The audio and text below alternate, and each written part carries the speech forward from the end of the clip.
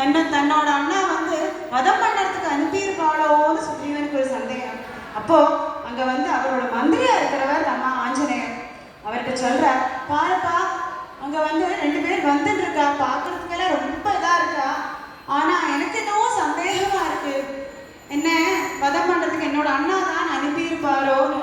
நீ இந்த வேஷத்திலே போகாத, ஒரு பிக்ஷு ரூபம் தரிச்சுட்டு போ சொல்லி சொல்ற. உடனே ஆஞ்சநேயர் அப்படியே பிக்ஷு ரூபம் தரிச்சுட்டு அப்படியே போற. போய் அவள்கிட்ட கேட்கிற.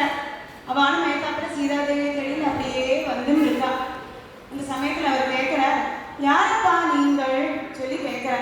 ராமர் ரொம்ப சங்கடமா இருக்கா. லக்ஷ்மணன் சொல்றார், நாங்க வந்து தசரதாவோட புத்திர ராம லக்ஷ்மணான்னு சொல்றார்.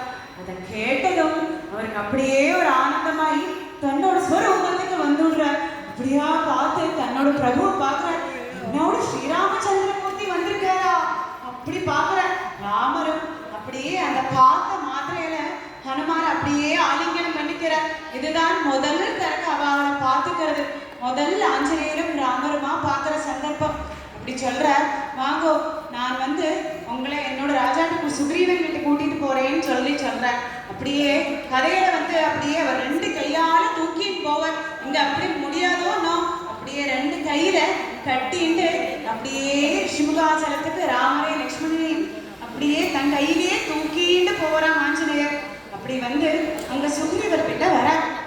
சுக்ரீவர் கிட்ட வந்து அவர் சொல்ற, ஆஞ்சநேயர் சொல்ற, இது வந்து ராஜா, இது வந்து ராமரும் லக்ஷ்மணனாகும் தசரத புத்திராளாகும் சொல்லி சொல்ற.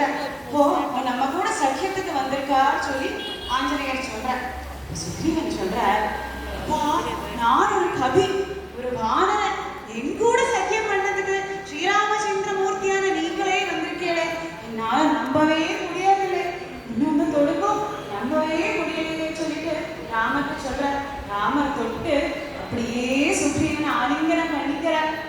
அப்படியே அவ 2 பேருமா உட்காந்து பேசிக்கிறார். அப்படியே ராமரும் சுக்ரீவனமா பேசிக்கிறார். அப்ப அவரோட துக்கத்தை எல்லாம் அவர் சொல்ற. சுக்ரீவன் தாகப்பட்டது, என்னோட பத்னியை என்னோட அண்ணா அபகரிச்சுட்டு போயிட்டான்னு சொல்லி சொல்ற. ராமர் சொல்றார், ஆமா என்னோட பத்தியும் ராவணன் அபகரிச்சுட்டு போயிட்டான், நம்ம 2 பேரும் ஒரே துக்கத்துல தான் இருக்கோம்னு சொல்லி சொல்றார். அப்படி இருக்கிறத அவ 2 பேரும் அப்படி அவர் என்ன சொல்றாருன்னா, ஆஞ்சநேயர் ஒரு கிளி எடுத்து சுக்ரீவரோட கையில கொடுக்குறார். அதை எடுத்து பாருங்கோ நகையாக்குன்னு சொல்லி ராமர்கிட்ட கொடுக்குறாரு.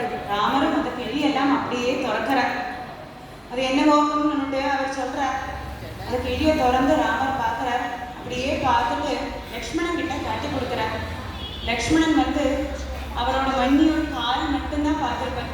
அந்த மன்னியோட லக்ஷ்மணன் சொல்றார், அண்ணா இது வந்து மன்னியோட காலணைன்னு சொல்லி சொல்றார். அப்படியே அவருக்கு கண்ணில் கண்ணீரா வருது.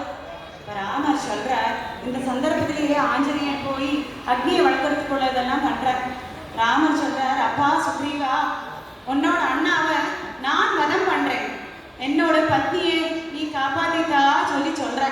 அந்த சமயத்துல ஆஞ்சநேயர் கொண்டு அக்னியை வைக்கிறார். அந்த அக்னி சாட்சியாக ராமரும் சுக்ரீவனும் அங்க சக்கியம் பண்ணிக்கிறார். அதுக்கு சதாவ ஆஞ்சநேயரும் லக்ஷ்மணனும் சாட்சியாக இருக்கா. அப்படி அந்த சக்கியம் தான் நம்ம சீதா பிராட்டிய திருப்பி இங்க கொண்டு வந்திருக்கு. அந்த சீதாதேவி திரும்பி அயோத்தியக்கே வந்தா. அப்பேற்பட்ட